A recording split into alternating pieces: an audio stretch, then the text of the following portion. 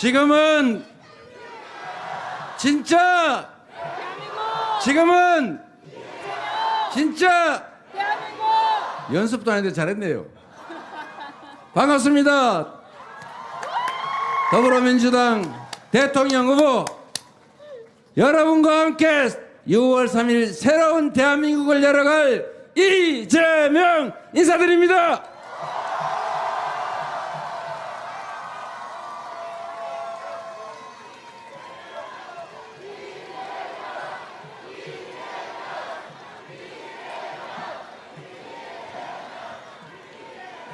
경남 양산 인구가 다 모이신 것 같습니다.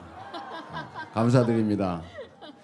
우리가 새로운 세상을 열어가고자 하는 그 간절함과 절실함, 절박함 때문이겠죠. 그렇죠? 맞습니다. 우리가 6월 3일에는 희망의 세상을 다시 시작합시다. 그리고 절망도 털어내고 좌절도 털어내고 불안도 털어내고 다시 희망을 얘기하는 진짜 대한민국, 진짜 민주공화국 한번 열어봅시다, 여러분.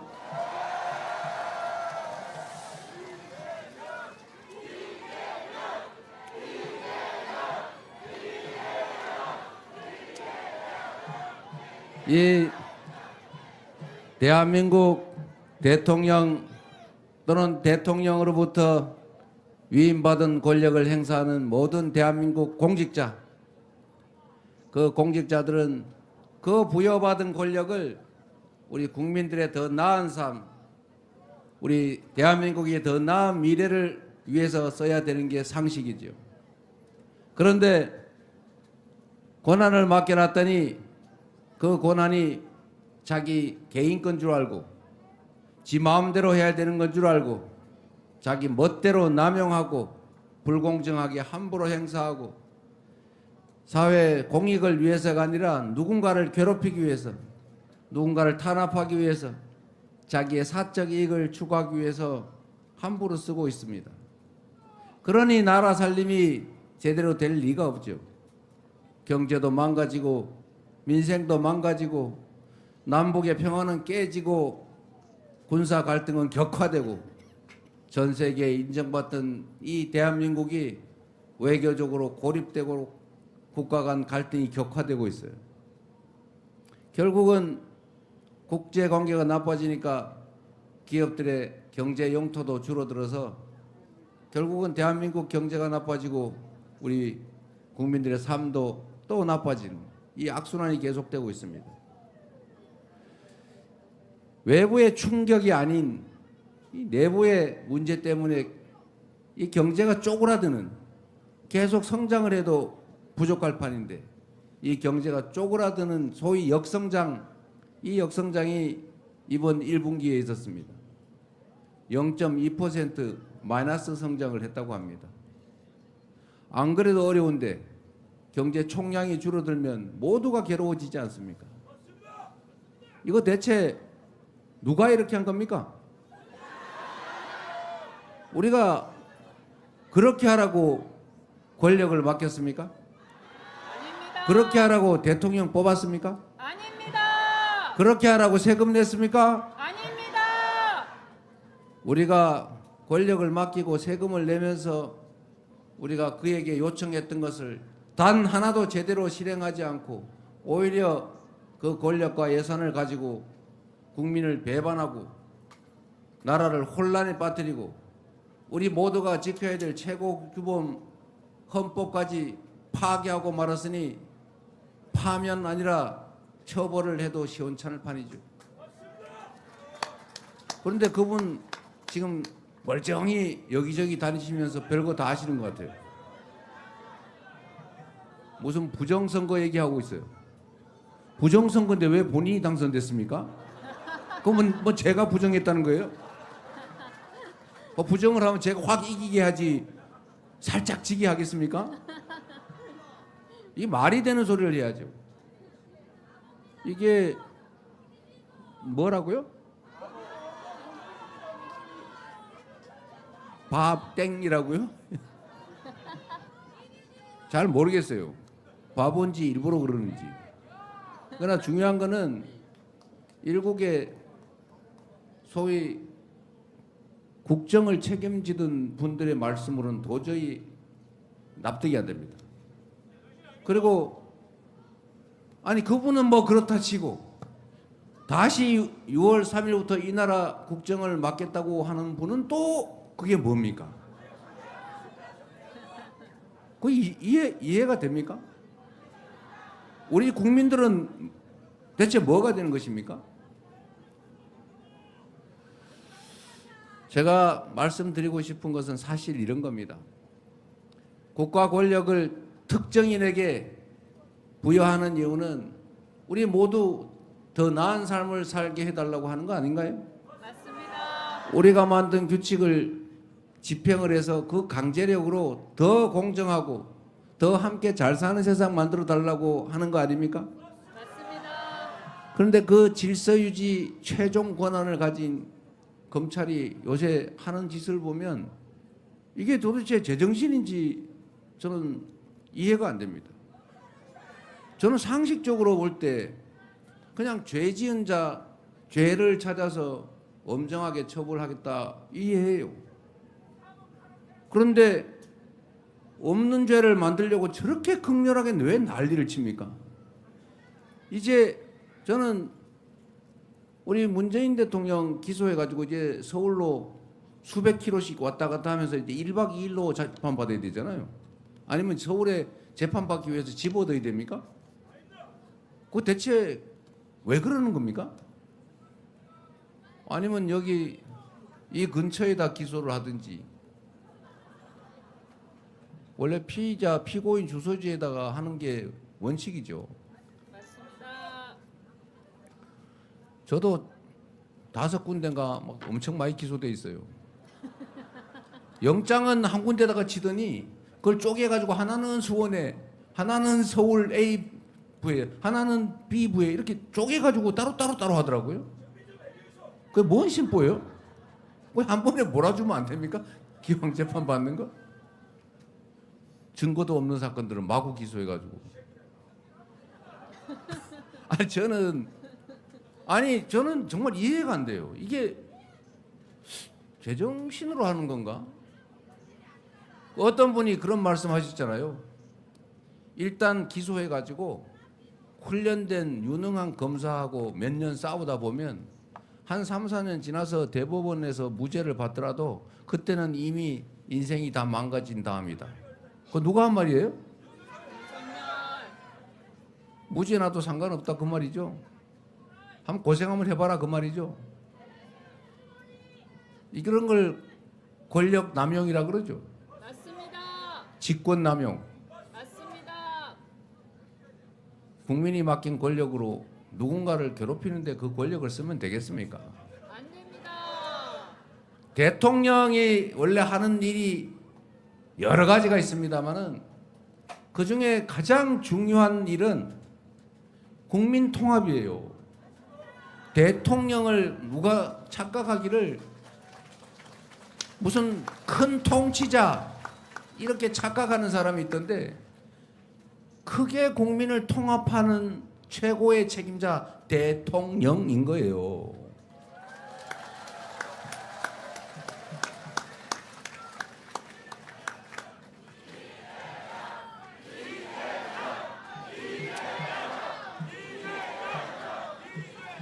여러분,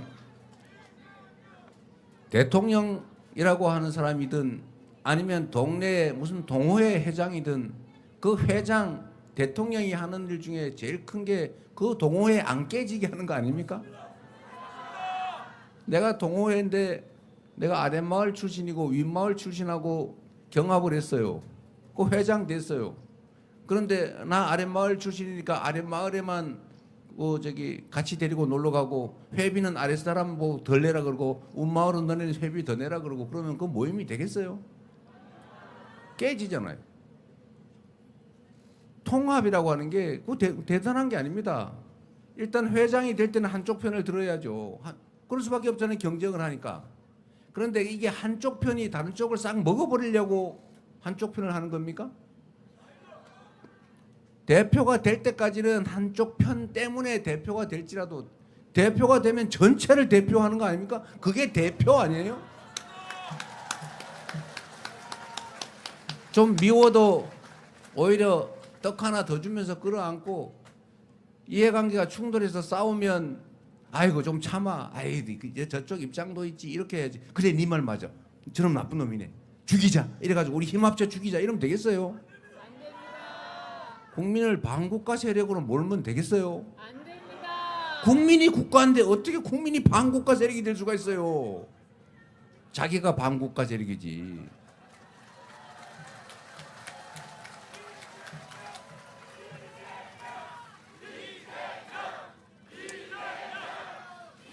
우리 노무현 대통령께서 하신 말 중에 참 배울 게 많지만 그 중에 제가 가장 감명 깊게 들은 말은 그거예요. 국민이 곧 국가다. 국민이 국가인데 어떻게 국민이 반국가 세력이 될 수가 있습니까? 자기 편을 안 든 사람이라 할지라도. 이게 지금 이 나라를 이렇게 만든 거예요. 우리나라 정치인들은 갈라져 싸우더라도 국민들까지는 갈라져 싸우지 않았지 않습니까? 그래도 지금은 그런데 국민들 중에 일부가 갈라져서요 서로 죽이려고 해요. 저를 칼로 찌르잖아요. 그 사람 저 아무 모르는 사람이에요. 전혀 일면식도 없는 사람이에요. 근데 그 사람은 나한테 무슨 억하심정이 있어서 그런 짓을 했겠습니까? 편가리를 당한 거죠. 세뇌가 된 거 아닙니까? 오로지 편을 갈라서 내 편, 네 편. 결국 국민들을 쪼갰잖아요. 이게 남북이 갈라져서 싸우는 것도 참 한탄스러운 일인데 거기다가 박정희 독재 정권이 동서로 갈라가지고 싸움 붙였지 않습니까? 그런데 요즘은 세대를 분리해서 싸움시키는 사람이 있어요. 이 남녀를 갈라가 싸움시키는 사람이 있어요. 이래가지고 나라가 어떻게 되겠어요? 통합, 이게 정치인들이 해야 될 제일 중요한 일입니다. 사람들은, 구성원들은 이해관계가 다르기 때문에 다투고 충돌할 수 있어요. 그러나 그 충돌을 최소화하는 것, 가급적 대화로 해결하게 하는 것, 그리고 양보해서 적정한 선에서 타협하게 하는 것, 이게 정치가 해야 될 조정 역할, 통합 역할 아닙니까?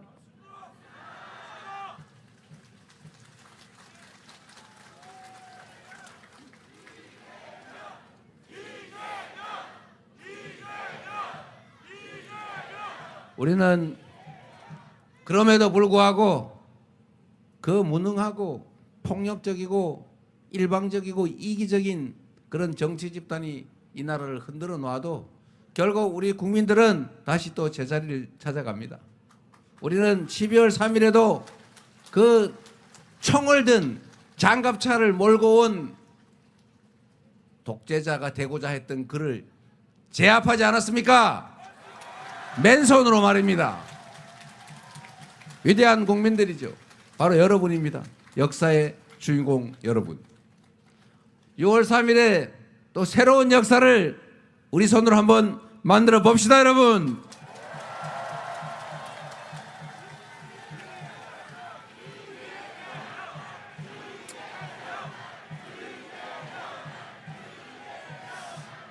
우리가 되돌아보면 정말로 아슬아슬하지 않았습니까?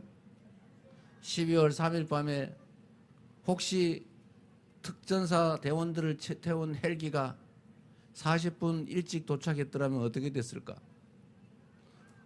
수방사 통제관이 헬기 진입을 40분 동안 막았다고 하잖아요.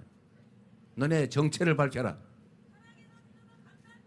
그리고 그 현장에 투입된 계엄군 병사와 일선 부대장들이 굳이 총 쏘지 않고 개머리판으로 사람들 폭력을 행사하고 그러지 않았잖아요. 유튜브 들고 막 찍으니까 피했잖아요. 손으로 막으니까 밀리지 않습니까? 무력이 부족해서 그랬겠습니까? 하고 싶지 않은 일을 적당히 안 한 거죠. 태업. 그들에게 박수 한번 보내주십시오. 명령을 회피하고 컵라면 먹으러 간 부대도 있잖아요. 왜 그랬을까? 그거는 결국 광주 5.18 민주화 운동의 역사적 경험 때문이죠. 비록 시기는 늦었고 사면돼서 그들이 충분히 처벌받지는 못했지만 성공한 쿠데타조차 많은 세월이 지난 후에 처벌이 되고 결국은 진상이 일부나마 밝혀지더라 라고 하는 그 역사적 경험이 결국 그들을 망설이게 했을 겁니다. 한강 작가가 말한 것처럼 과거가 현재를 도운 거죠. 죽은 광주 영령들이 24년 12월 3일에 대한민국 국민들을 구한 것 아닙니까? 그러면 우리도 과거 역사의 일원으로서 우리 미래의 대한민국 우리 후손들을 구해야 되지 않겠습니까? 확실하게 책임을 물어서 6월 3일 압도적으로 그들을 심판해서 결코 그것이 성공할 수 없다는 것을 다시는 시도해서는 안 될 일이라는 것을 확실하게 대못을 박아 줍시다, 여러분.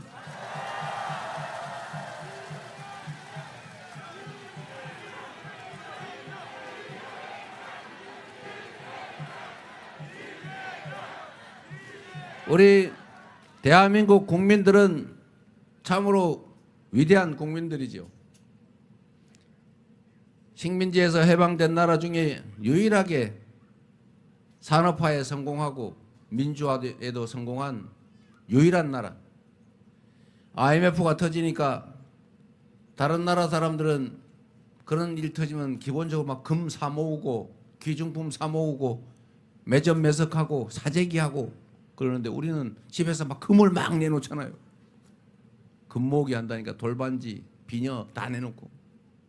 저도 아이들 돌반지 다 갖다 내놓는 바람에 지금 아이들 결혼하는데 돌반지를 못 물려주게 생겼어요. 지금 한 개도 안 남기고 다 줘버렸더라고요. 그런 그 저력 때문에 전 세계가 아, 저 나라는 다시 살아나겠구나. 지금의 이 위기를 조금만 도와주면 살아나겠구나 해서 결국 IMF도 김대중 대통령의 출중한 능력을 바탕 삼아서 신속하게 극복한 거죠.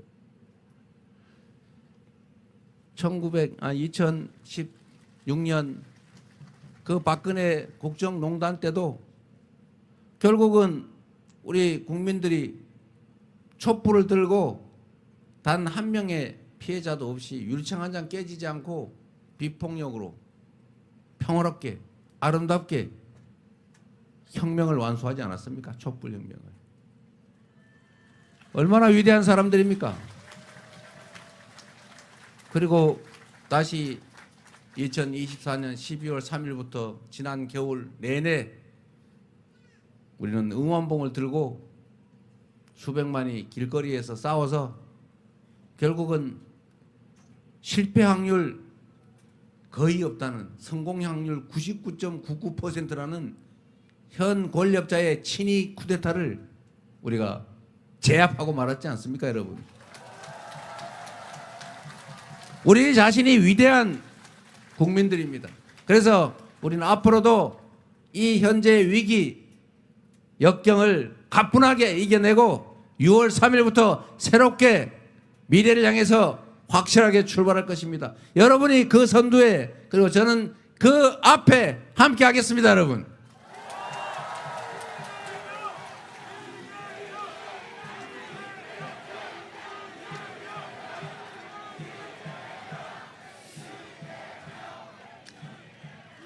정치라고 하는 것은 결국 먹고 사는 문제를 잘 해결하는 것이죠. 국가는 국가 공동체를 잘 지켜내고 안보, 국가 공동체 내 구성원끼리 합리적인 규칙에 따라서 예측 가능한 그 질서에 따라서 안전하게 살 수 있게 하는 것, 치안, 그리고 등 따시고 배부르게 살 수 있게 하는 것, 민생, 이게 국가가 국민에게 할 일 아닙니까? 근데 지금 먹고 사는 게 너무 어렵죠? 먹고 사는 문제를 해결해야죠. 그런데 제가 근데 제가 여러분께 말씀드릴 수 있는 게 있습니다. 6월 3일은 우리가 압도적으로 승리하는 날이 아니라 우리는 반드시 이겨야 되는 날입니다. 그리고 그들에게 반드시 엄중한 압도적인 심판을 해야 하는 날입니다. 그리고 압도적 심판이 성공하는 그 순간부터 대한민국 경제는, 대한민국의 미래는 다시 우하향에서 바닥을 찍고 우상향으로 돌아설 겁니다. 경제도 나아질 것으로 저는 확신합니다. 일단 경제는 심리죠. 단기적으로는 심리에 좌우됩니다. 지금처럼 불안해가지고 일단은 경제가 나쁘니까 주머니가 얇아진 것도 있지만 내수가 너무 나빠졌어요. 불안하니까 밖에 안 나가죠. 주머니에 돈이 있어도 안 쓰죠. 아껴놔야죠. 12월 3일부터 매출이 확 줄었다고 해요.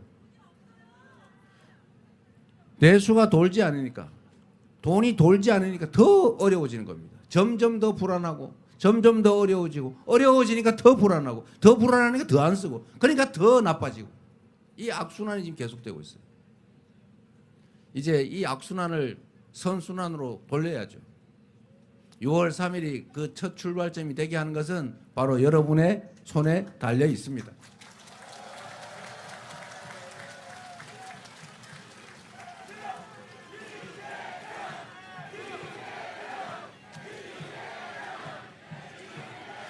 그래서 우리가 희망 섞인 이야기를 좀 나눠봐야 되지 않겠습니까? 몇 가지 말씀만 간단하게 드리면, 우리 김경수 전 지사께서 추진하던 부울경 메가시티 뭐 해야죠. 그건 장기적으로 반드시 해야 될 일입니다. 앞으로는 도시간 경쟁이 사실은 국제 경쟁의 중심이 됩니다. 그리고 광역화, 이게 사실은 경쟁력을 말해주죠. 그리고 부울경에 순환 교통망이 필요한 것 같아요. 이게 철도로 막히지 않고 다닐 수 있는 그 기간철 교통망이 필요하죠.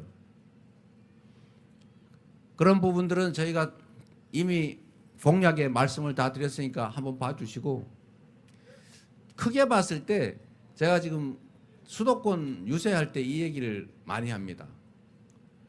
제가 그저께 어제 이렇게 경기 북부에 다니면서, 경기도는 남부와 북부가 차등이 또 많아요. 남쪽은 잘 발전하고 있죠. 근데 북쪽은 군사 규제 때문에, 또 뭐 예를 들어 동쪽은 상수원 규제 때문에 발전을 못 하고 있어요. 그러니까 북쪽 분들이 화가 날 거 아닙니까? 그러니까 심하게 화가 나니까 분도하자, 갈라서자, 이혼하자 이러고 있는 사람들이 있어요. 화나니까요. 그래서 제가 그 말씀을 드렸죠. 균형 발전을 해야 된다. 경기도 수원의 남쪽에 있던 공공기관도 북쪽으로 다 옮기고, 경기도 예산을 집행할 때 북쪽에 SOC 투자를 더 집중하고, 제가 경기도지사 있을 때는 북쪽에 대한 SOC 투자가 남쪽에 1.5배 가까이 됐어요. 제가 북쪽에 많이 했죠. 그래야 균형이 맞춰지니까. 그 얘기를 하면서 제가 그렇게 말씀드렸습니다. 대한민국도 과거에는 수도권 집중이 국가 전체 성장 발전에 도움이 됐다. 자원이 부족했기 때문에 한 군데다 몰아줘야 되는 거죠. 다 나누면 흐지부지 사라지니까. 그래서 저축도 하면 그 돈을 한 기업에다 확 몰아주는 거죠. 그리고 지역도 서울에다 집중하는 거예요. 이게 국가 성장 전략이었습니다. 어쩔 수 없었죠. 그러나 이제는 그게 한계에 다다랐다. 이제는 서울에 아파트 한 평 값이 3억씩 하는데, 땅 한 평에 무슨 임야도 500만 원씩 하는데, 개발 안 되는 임야도 300만 원, 500만 원, 1000만 원 이렇게 해요. 그런 데서 어떻게 공장을 짓고 국제 경쟁력을 가질 수 있겠냐. 사람이 막 미어 터지고 그렇다고 취직할 때가 많으냐. 그것도 아니에요. 그러니 이게 지방은 인구가 줄어들어서 소멸하고 수도권은 너무 많이 몰려들어서 미어 터져가지고 과밀로 죽을 지경이고 이거 쌍방으로 죽게 생겼으니 이래가지고 나라에 미래가 없다. 이제는 전국이 균형 발전하게 자본도 충분하니 이제는 전국이 기회를 고루 누리게 해야 된다. 아니 그 정도가 아니라 똑같은 조건이라면 지방에 더 많은 투자를 해서 모두가 함께 살고 국토가 전체적으로 효율을 갖게 해야 된다. 앞으로 다음 정부가 들어서면 혹시라도 지방에 더 많이 투자해도 섭섭하게 생각하지 마라. 이렇게 말씀드렸더니 다 박수 치더라고요.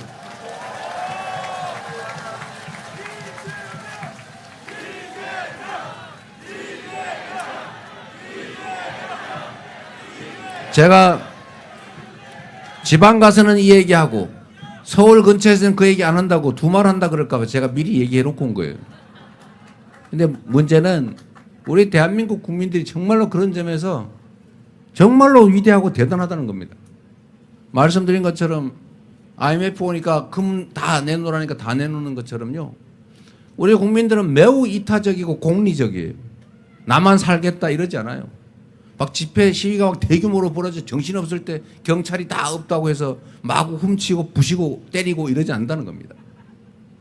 광주 5.18 때 그 10일 경찰 군 다 철수했을 때 공권력이 다 철수하니까 얼마나 평화로웠어요.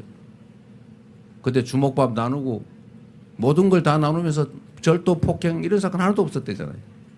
총기가 많았지만 누구 하나 다친 사람이 없죠. 우리가 촛불혁명, 빛의 혁명을 이렇게 평화롭게 수행해내는 것도 그 위대함에서 나오는 것 아닙니까?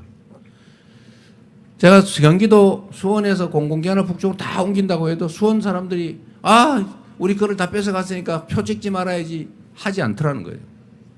지금 노무현 정부 때 공공기관을 지방으로 혁신도시로 옮겨가지고 균형 발전한다고 하면 서울 지지율이 확 떨어져야 되는데 지지율 안 떨어지잖아요. 저는 경기도 성남시장 도지사를 하면서도 수도권 규제 완화해서 뭐 많이 해줘야 된다 이런 얘기를 할 때 우리 김문수 지사 같은 분이 그런 분이셨죠. 규제 완화 막 얘기하길래 저는 안 된다고 그랬죠. 반대로. 그러면 저는 표가 떨어졌냐? 아니죠. 그래도 여기까지 왔지 않습니까?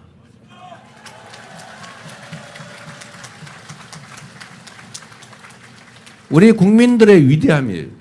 공리적이고 이타적이고 모두가 함께 잘 사는 길이 내가 잘 사는 길이다 라는 것을 알고 실천하는 분들이죠. 바로 여러분 위대한 대한민국 국민들입니다. 저는 그래서 이 저력을 가지고 우리가 다시 회복할 뿐만 아니라 지금보다 한 단계 더 도약할 수 있다고 믿어요. 그래서 제가 K 이니셔티브 우리가 가진 장점을 잘 발휘해서 각 모든 영역에서 다양한 영역에서 세계를 선도하는 나라가 되자. 1등 국가가 되자. 못할 게 뭐 있습니까, 여러분? 그 첫 번째가 문화국가죠. 우리 문화적 역량이 얼마나 뛰어납니까? 폭삭 속았수다를 전 세계인이 보고 울잖아요. 저도 경상도 사람도 원래 남자들이 울면 안 된다는 얘기 많이 하잖아요. 제가 집에서 그거 보다가 집사람 모르게 아내 모르게 오다가 막 원래 눈물 닦느라고 엄청 고생했어요. 그거 다 보고 나니까 눈에 진물이 나는 것 같더라고요. 이 가장 한국적인 것이 가장 세계적이죠. 그 문화의 역량을 키우면 우리의 또 다른 성장의 기회, 발전의 기회가 올 거다. 그리고 이거는 대한민국 전체에 관한 거지만 어쨌든 지방 얘기를 조금만 더 드리면 이제 지방의 투자 그다음에 정책을 집중할 필요가 있다. 저는 재정 분배를 할 때도 서울에서의 거리 또는 부산에서의 거리에 따라서 좀 차등 인센티브를 줄 필요가 있다고 생각합니다. 그래서 지금 이미 있는 건 어쩔 수 없어요. 이미 있는 걸 뺏을 수는 없습니다. 새로운 영역에서는 최대한 공정하게 기회를 나누고 그 성과도 공정하게 가지도록 해서 이 양극화 불평등을 좀 최소화하자. 좁혀가자 조금씩. 저는 해소라는 말 좋아하지 않아요. 불가능하거든요. 어떻게 해소가 됩니까? 완화. 그리고 그런 면에서 새로운 정책을 할 때는 하다못해 아동수당을 새롭게 시작한다. 뭐 그러면 또는 농어촌 기본소득 이런 걸 한다. 그러면 전면적으로 하기는 어려우니까 먼 데부터 먼저. 똑같은 조건이면 먼 데를 한 10%, 20% 추가로 지급한다든지. 또는 국가 교육 지원을 해도 국공립대 중에 저 서울에서 거리가 먼 국립대를 조금 더 지원한다든지. 이렇게 해야 대한민국이 비로소 균형을 맞춰가겠다. 그리고 지방에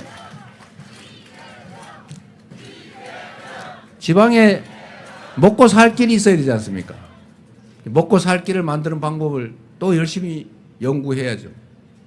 지방에 먹고 사는 길, 그 먹고 사는 길의 핵심은 기업들이 들어오는 거예요. 근데 지금은 기업들이 들어오려니까 제가 기업인들한테 물어봤죠. 좀 남쪽에 가서 하면 안 되겠습니까?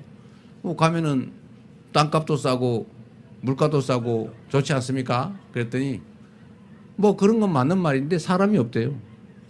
일할 사람이 없다고 합니다. 그래서 그러면 거짓말하니까 그 사실이. 그래서 기업의 입장을 이해해 줘야 돼요. 유능한 젊은 인재들 찾기가 어렵다. 그러면 뭐 젊은 인재들은 뭐 서울로 왜 가냐? 기업이 일자리가 없어서 가는 거예요. 서로 이게 또 닭이 먼저냐 알이 먼저냐 이러고 있어요. 그래서 제가 젊은이들한테 물어봤어요. 왜 서울로 가냐? 여기는 일단은 정주 환경이 안 좋아요. 영화관 같은 것도 잘 없고 편의시설도 좀 부족하고 어디 사귀어서 연애 데이트 하려도 좀 불편하고 그리고 미래도 좀 불확실하고 그래서 또 젊은이들은 서울로 가요. 왜 뭐 서울로 가면 뭐 길이 있냐? 사실 거기도 잘 길이 별로 없어요. 그래도 여기보다 나으니까 떠난다는 거예요. 그래서 이런 악순환이 다 계속되어 있는데 이거를 한두 개를 해결한다고 해결되지가 않는다. 그러면 종합적으로 해야죠. 일단은 기업은 돈이 남아야 하는 거 아닙니까? 그 뭐 아버지가 부탁하고 대통령이 부탁해도 돈이 남으면 하겠지만 돈 안 남으면 절대 안 하죠. 말은 해도. 근데 누가 마구 때 말려도 돈 되면 무조건 하죠. 그게 기업이죠. 그래서 마침 저는 기회가 왔다고 생각해요. 그게 뭐냐면 재생에너지 사회로 우리가 전환해야 됩니다. 이제는 재생에너지로 생산하지 않으면 물건을 팔 수 없는 시대가 오잖아요. 아리백기라고. 이 아리백 싫어하는 사람 있겠는데. 재생에너지로 100% 재생에너지로 생산 안 하면 안 산다. 이게 글로벌 기업의 국제 표준이 됐습니다. 다만 언제 시행할 거냐? 2030년 또는 2050년 딱 정해놨단 말이에요. 근데 지금 우리나라는 2030년이 되든 2050년이든 재생에너지가 공급이 될지가 불확실해요. 지금 상태는 거의 불가능합니다.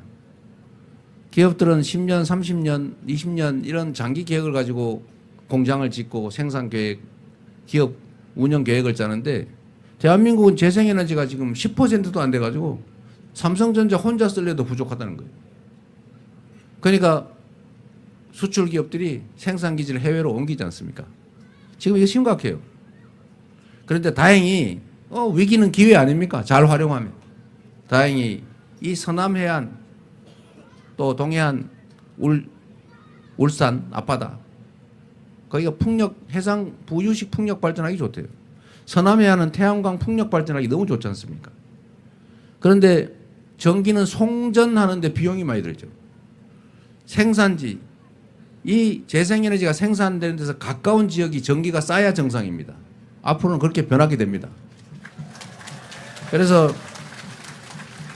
앞으로는 기업 활동의 핵심 에너지원, 재생에너지가 가장 많은 곳 결국 서남해안밖에 없다. 두 번째로 지방으로 가면 세제 혜택을 대규모로 주자. 세 번째로 규제를 대폭 완화해 주자. 지방으로 가면 꼭 필수적인 건 아니면. 그리고 땅값이나 이런 개발권도 부여해 주자. 기업 도시를 만든다고 만들게 해 주자. 이렇게 여러 가지 조건들을 만들고 지원하고 하면 기업들은 유인이 생기는데 역시 인력 문제가 남는 거죠. 그러면 그 인력 문제를 해결하는 건 또 하나 방법이 있습니다. 문제는 지방대학, 지방의 국립대, 국공립대들이 지금 학생들이 자꾸 사라진다는 거 아닙니까? 왜 그러냐? 이유는 아주 단순해요. 학교에 재정 지원이, 국가 재정 지원이 적기 때문에 그렇습니다. 울산의 포항공대라고 있잖아요. 거기도 지방이잖아요. 근데 거기는 완전히 아주 유수한 대학 됐잖아요. 왜 그럴까요? 1인당 학생들에 대한 지원이 엄청나게 많으니까 전국에 우수한 학생이 몰려요. 우수한 교수가 몰려요. 그러니까 거기가 우수한 대학이 되는 거죠. 그런데 제가 저는 억강부약이 정치의 본질이라 생각하는 사람인데, 똑같은 국립대학인데 잘 되는 데는 더 잘해주고 잘 안 되는 데는 더 안 해주고, 이러면 어떻게 됩니까? 이러면 안 되죠. 이거 망하는 길이죠. 근데 지금 대한민국 국공립대 지원이 이렇게 하고 있어요. 서울대는 지금 제일 잘 나가는 대학 아닙니까? 거기는 학생 1인당 예산이 5, 6천만 원이 돼요. 요 근처에 제일 가까운 국립대가 경상대입니까? 부산대? 하여튼 어쨌든 이 다른 국립대들은 1인당 예산이 2,200만 원, 300만 원 이렇게밖에 안 돼요. 근데 왜 그럽니까? 똑같은 국립대인데 왜 서울대는 1인당 5천만 원, 여기는 2천만 원? 왜요? 근데 저는 이 너무 이상한, 있을 수 없는 이 일이 너무 당연하게 계속 유지되는 게 납득이 안 돼요. 그래서 앞으로는, 그래서 저희가 그 얘기를 한 거죠. 서울대 비슷한 거 10개 만들기. 그걸 하겠다. 근데 서울대 지원하는 걸 뺏어가지고 하는 건 또 안 되지 않습니까? 이미 벌어진 일을. 그러면 전쟁이 벌어지겠죠. 갈등이 생기잖아요. 할 수 없죠. 재원이 좀 부족하니까. 그러나 방향은 정확하게 지방대를 집중적으로 거점별로, 뭐 싹 다 할 수는 없고 거점별로 9개 정도를 만들어서 집중적으로 지원하면 그 대학들의 인재도 모이고 교수진도 좀 더 많은 좋은 사람들이 모이고 연구도 개발도 많이 하고, 그러면 기업들이 인력이 부족하니 인재가 부족하니 이런 소리 안 할 수 있죠. 그러면 대체적으로 갖춰지는데, 마지막 남은 게 생활 정주 여건이죠.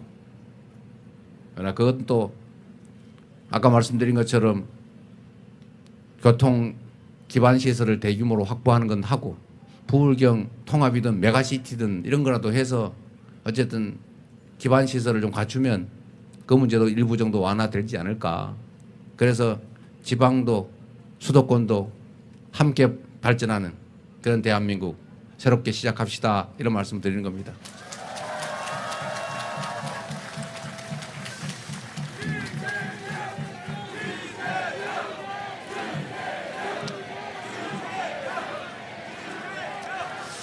여러분, 저는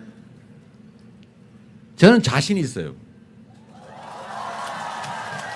제가 잘나서가 아니라 우리 정말 이 국민들의 위대한 저력이 있기 때문에 우리가 불필요한 것들에 싸움질하느라 에너지 낭비하지 않고 작은 차이들을 넘어서서 정치도 좀 화합하고 포용하고, 그렇다고 제가 죄진 나쁜 사람들 싹 다 살려주자 이런 건 아닙니다.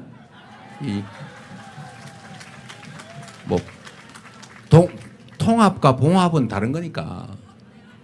예? 통합과 봉합은 다르잖아요. 그러나 분명한 것은 정치적 입장에 따라 누군가를 불이익을 주고 또 정치적 상대를 제거하려고 하지 않고 서로 공존하면서 인정하고 역할을 나누고 100%를 다 갖는 게 아니라 일부는 또 인정하면서 오로지 개인 또는 특정 정치 집단의 이익이 아니라 국민과 국가의 더 나은 미래를 위해서 우리가 힘을 합치면 지금보다는 훨씬 더 나은 그런 대한민국, 그런 세상 되지 않겠습니까?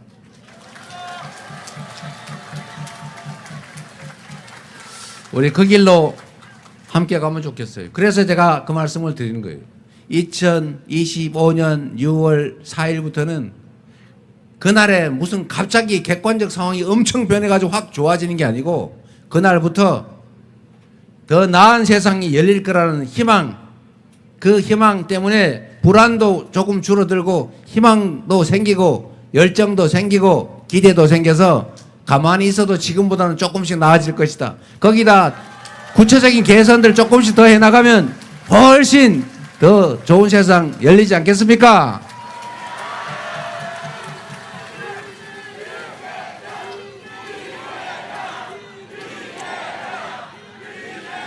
그런 세상을 만드는 힘은 결국 여러분 스스로에서부터 나온다. 이재명은 여러분이 쓰는 유용한 일꾼, 도구다. 충직하게 그리고 오랫동안 준비한 이 도구를 잘 쓰면 더 나은 삶이 가능할 수도 있다.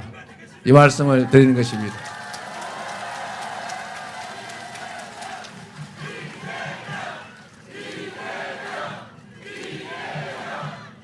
그리고 여러분, 우리 경남에 이재영 위원장을 포함해서 좋은 자원이 많잖아요.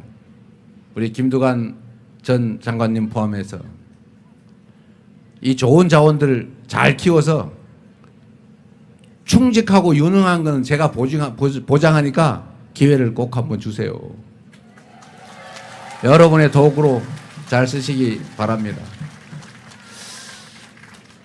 제가 하도 소리를 지르고 그랬다고 말이 많다고 제가 지금 참모로부터 엄청나게 지금 잔소리를 듣고 있어서 제가 오늘은 여기까지만 하는 걸로 하고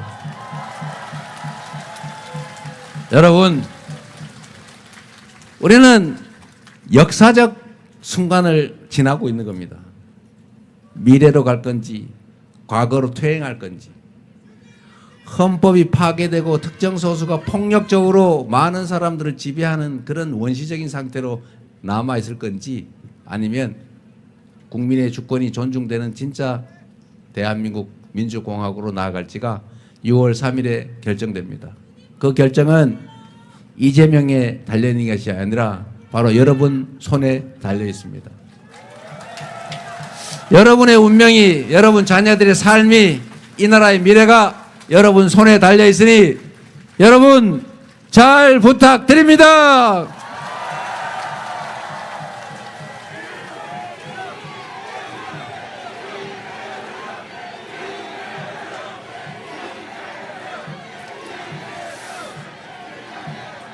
한 번만 하고 끝내겠습니다. 진짜 지금은